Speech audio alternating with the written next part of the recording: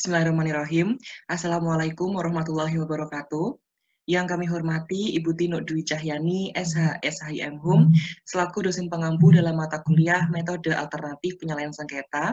Kami dari kelas F ingin mensimulasikan tentang mediasi sengketa ketenagakerjaan yang mana kami beranggotakan 3 orang. Yang pertama, Ria Anmasari, 2017-062, sebagai pemohon mediasi. Yang kedua, Ahmad Rizky Syabana, 2017-078, sebagai termohon mediasi. Dan yang ketiga, Anissa Fadila, 2017-088, sebagai mediator. Sebelum kami mensimulasikan tentang mediasi sengketa ketenagakerjaan, ada baiknya saya akan menjelaskan dan juga membacakan terlebih dahulu mengenai kasus posisi sengketa ketenagakerjaan yang kami buat. Ahmad Rizky Syabana adalah pengusaha muda yang berkecimpung di usaha tekstil, yaitu pembuatan batik tulis khas dari Kabupaten Banyuwangi. Setelah menyelesaikan pendidikan bisnis dan seninya pada tahun 2018 di Kota Malang, ia kembali ke tanah kelahirannya di Kabupaten Banyuwangi untuk membuka lapangan pekerjaan, yaitu membuka usaha pabrik pembuatan batik tulis dan mengembangkan brand pribadi bernama Batik Klare Osing. Di awal tahun, Rizky membuka usahanya, ia telah memiliki 10 pegawai yang handal dalam membuat dan melukis batik. Selain 10 pegawai tersebut, ia memiliki 5 karyawan lain yang ditugaskan untuk menjaga butik atau toko batiknya yang ia dirikan. 1 tahun berjalan, di tahun 2019, brand batik yang Rizky miliki dapat diterima dan disukai oleh masyarakat Banyuwangi maupun dari luar daerah Banyuwangi, sehingga penjualannya meningkat sangat pesat.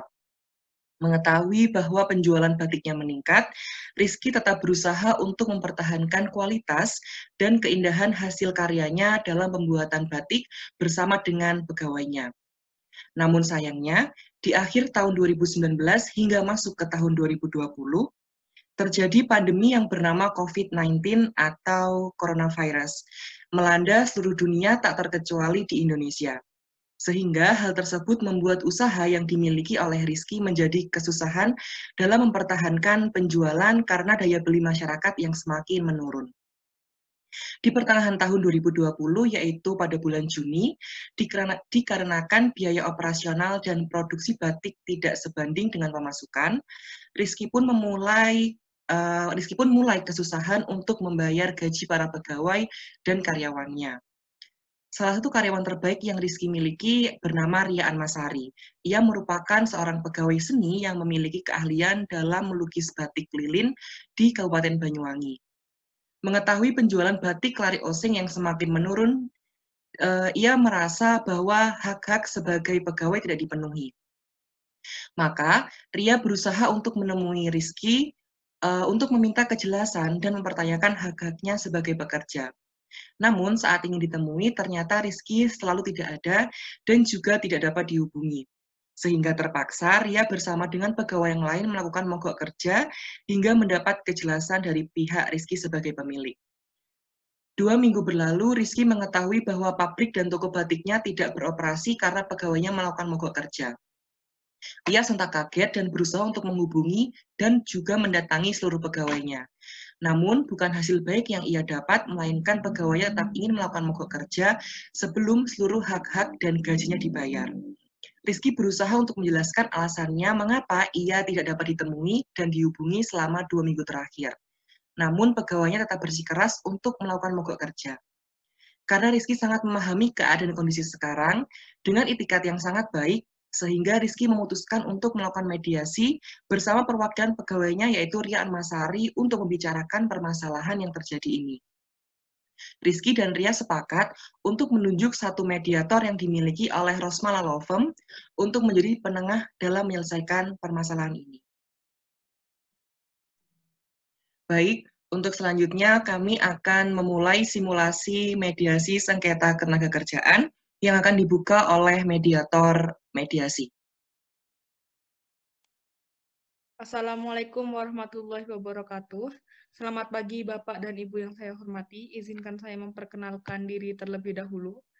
Nama saya Anissa Fadilah selaku mediator dengan nomor sertifikat 197-MD-MARI-2019 dari Rosmala Law Firm akan memandu mediasi Bapak dan Ibu sekalian. Sesuai dengan relas panggilan, tanggal 13 Agustus 2020 ya, yang ditujukan kepada pemohon dan termohon mediasi sehingga pada hari ini dapat hadir secara virtual pihak yang bersangkutan. Maka dari itu saya mohon untuk pihak pemohon memperkenalkan diri terlebih dahulu. Silakan. Baik, terima kasih. Perkenalkan, nama saya Rian Masari, selaku pemohon di mediasi kali ini. Baik, apakah pemohon hadir sendiri atau diwakili oleh kuasa hukum? Saya hadir sendiri. Baik, selanjutnya saya persilakan pada pihak termohon untuk memperkenalkan diri. Silakan. Baik, terima kasih Bu Mediator. Saya Ahmad Rizky Syabana sebagai pihak termohon mediasi kali ini. Baik, saya ingin menanyakan ada keterikatan atau hubungan hukum apa antara Bapak Rizky dengan Ibu Ria? Saya pemilik usaha. Ya, bisa saya jawab, Ibu? Iya. Ya. Saya pemilik usaha pabrik pembuatan batik tulis di Kabupaten Banyuwangi. Kebetulan Ibu Ria Masari adalah salah satu pegawai saya, Ibu. Baik, kalau begitu perlu saya sampaikan bahwa pelaksanaan mediasi ini merupakan tindak lanjut dari permohonan yang diajukan oleh pihak pemohon yaitu Ibu Ria Masari untuk mempertemukan pihak pemohon pihak pemohon dengan pihak termohon yaitu Bapak Rizky ya. Apakah Bapak dan Ibu bersedia untuk melaksanakan mediasi pada hari ini? Ya, kami bersedia. Saya bersedia. Baik, terima kasih. Pertama-tama saya akan menjelaskan maksud dan tujuan mediasi juga peran saya sebagai mediator. Yang pertama adalah mediasi merupakan cara penyelesaian sengketa melalui proses perundingan untuk memperoleh kesepakatan para pihak dengan dibantu oleh saya sebagai mediator.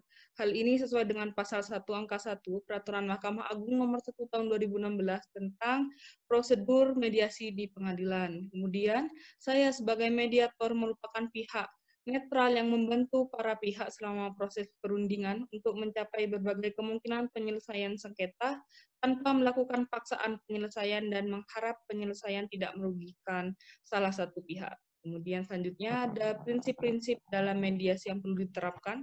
Yang pertama ada imparsial atau tidak memihak. Yang kedua adalah tidak memutus karena keputusan diambil oleh kesepakatan para pihak, begitu. Kemudian yang ketiga ada kerahasiaan, sehingga seluruh proses mediasi ini merupakan rahasia. Yang keempat adalah kaukus, saya sebagai mediator dapat melakukan pertemuan terpisah dengan para pihak. Begitu ya. Kemudian tata tertib yang harus ditaati selama proses mediasi berlangsung. Yang pertama, para pihak harus berbicara bergantian dan tidak diperkenankan untuk memotong pembicaraan. Yang nomor dua, para pihak tidak diperkenankan menyerang pihak lain dengan kata-kata dan tidak diperkenankan menggunakan kata umpatan. Yang ketiga, para pihak dilarang merekam isi pembicaraan dalam bentuk apapun. Kemudian yang keempat, para pihak diharap untuk fokus pada proses mediasi dan tidak melakukan hal lain yang tidak berhubungan dengan proses mediasi selama proses perundingan ini berlangsung. Apakah pihak pemohon dan termohon sudah paham? Sudah, Ibu. Sudah. Ya, baik. Untuk mempersingkat waktu, hari ini Sabtu tanggal 20 Agustus 2020 bertempat di ruang mediasi Rosmala Law Firm. Untuk mediasi pertama saya nyatakan dibuka dan dimulai. Baik, selanjutnya saya perkenankan pihak pemohon ya terlebih dahulu untuk menyampaikan pokok permasalahan dan usulan kesepakatan. Silahkan pihak pemohon. Baik. Sebelumnya saya ucapkan terima kasih kepada Ibu Anissa selaku mediator pada hari ini dan juga Bapak Rizky yang telah hadir dalam kesempatan bertemu untuk membahas permasalahan yang sedang kami hadapi. Sebelumnya, perlu saya sampaikan kepada Ibu mediator bahwa mediasi ini tidak hanya membawa nama saya pribadi. Namun, Saya membawa juga nama kurang lebih 10 karyawan dari pabrik batik milik Bapak Rizky. Permasalahan yang kami hadapi di sini adalah kami ingin meminta hak-hak kami berupa gaji selama hampir 2 bulan tidak dibayarkan, tidak ada keterangan jelas yang diberikan oleh Bapak Rizky. Beliau sempat hilang. Maksud saya, beliau sempat hilang kontak kurang lebih 2 minggu, dan kami merasa digantungkan dan tidak ada kepastian yang berarti. Selanjutnya, saya ingin itikat baik dari Bapak Rizky untuk menjelaskan bagaimana nasib kami untuk kedepannya. Karena kami merasa ditelantarkan, kami tidak bekerja, tidak mendapatkan gaji yang seharusnya kami dapatkan. Kami juga memiliki tanggung jawab rumah tangga. Saya sendiri juga memiliki anak dan semacamnya. Saya memohon kepada Bapak Rizky untuk menjelaskan dan memberikan kepastian kepada kami. Saya rasa dari saya cukup sampai seperti itu, Ibu Mediator. Terima kasih. Ya, baik. Begitu pokok permasalahan dari pemohon ya. Selanjutnya saya perkenankan pada pihak termohon untuk menyampaikan pokok permasalahan, jawaban, dan usulan kesepakatan. Silahkan pihak termohon. Baik, sebelumnya saya ingin mengucapkan terima kasih kepada Ibu Mediator dan Ibu Rian Masari. Selaku ya pekerja saya, sebenarnya Ibu Rian Masari adalah pekerja yang sangat saya banggakan dan sebagai pekerja yang paling rajin di kantor saya sebenarnya, di pabrik saya maksudnya. Nah, jadi seperti ini Bu Mediator. Saya perlu menyampaikan bahwasannya permasalahan itu bermula dari ketidakmampuan saya sebagai pemilik usaha untuk memberikan gaji kepada pegawai saya. Saya mengakui hal tersebut karena kita mengetahui bersama, Bu Ria ya Bu Mediator, bahwa saat ini kita dilanda pandemi COVID-19. Bahkan hingga hampir memasuki tahun 2021 ini, COVID-19 tidak kunjung reda. Usaha saya mengalami penurunan penjualan dan biaya operasional tidak sebanding dengan pemasukan yang saya dapatkan. Namun di balik itu, saya tetap berusaha untuk menyelamatkan usaha dan juga nasib para pekerja saya, para pegawai saya, karyawan saya, dan lain-lain. Sejujurnya saya tidak ada niatan atau pemikiran untuk menelantarkan atau menggantungkan hak-hak pegawai-pegawai saya. Namun saya melihat pegawai saya melakukan mogok kerja, tentu saja saya shock gitu kan ya, saya kembali untuk melihat pabrik saya, melihat butik saya, ternyata pegawai dan juga pekerja saya melakukan mogok kerja, Ibu Mediator. Saya sempat, sebelum kita melaksanakan mediasi ini, saya sempat menemui dan juga bertanya kepada para pekerja dan juga pegawai saya juga sempat menemui Bu Ria, namun tidak ada respon yang menurut saya baik, dan saya tidak mendapatkan jawaban apapun kenapa kok pegawai saya melakukan mogok kerja. Sehingga kami memutuskan untuk bermediasi gitu. Kita memutuskan untuk mencari orang ketiga atau penengah dalam permasalahan ini. Sehingga supaya jelas permasalahan ini bagaimana di titik akhirnya, seperti itu Ibu Mediator. Saat saya bertemu dengan para pegawai dan juga pekerja saya juga sudah menjelaskan mengapa saya tidak atau belum bisa memberikan gaji dan juga hak-hak dari pegawai saya. Tapi mereka juga tidak merespon, mereka juga tidak memberikan jawaban dan juga itikat baik kepada saya, sehingga saya memutuskan untuk mengikuti ini bersama dengan Ibu Ria sebagai pemohon mediasi, sehingga kita dapat menyelesaikan permasalahan ini secara bersama-sama. Seperti itu, Ibu. Ibu Mediator, bolehkah saya menanggapi pernyataan dari pihak termohon? Ya, silahkan menanggapi. Terima kasih, Ibu.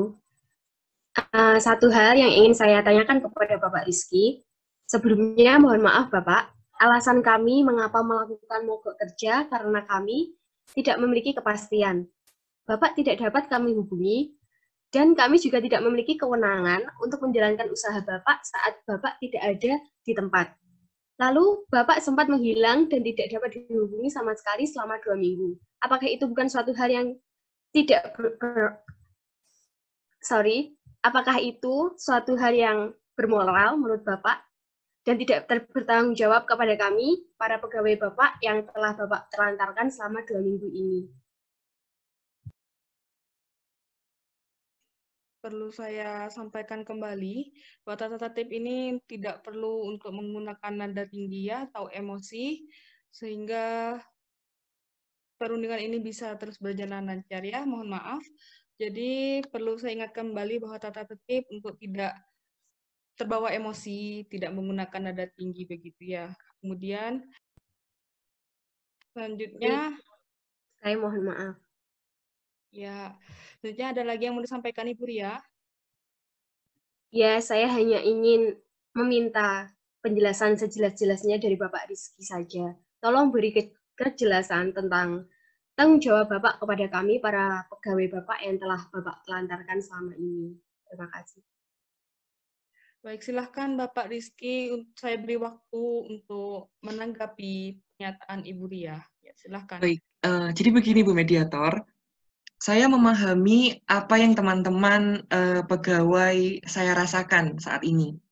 Saya juga telah percaya dengan Ibu Ria dan juga teman-teman pegawai lainnya karena hanya kalian yang saya punya selama ini dalam perjalanan saya mengembangkan pabrik saya.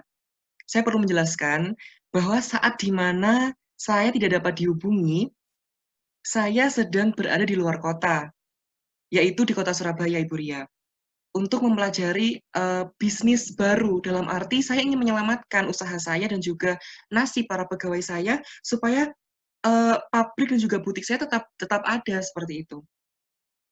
Saat saya sedang berada di Surabaya, saya belajar untuk mengembangkan suatu produk baru yang berbentuk masker dan juga hand sanitizer, yang mana kedua hal tersebut sangat relevan dan dapat kita gunakan di tengah pandemi seperti ini, Bu Ria.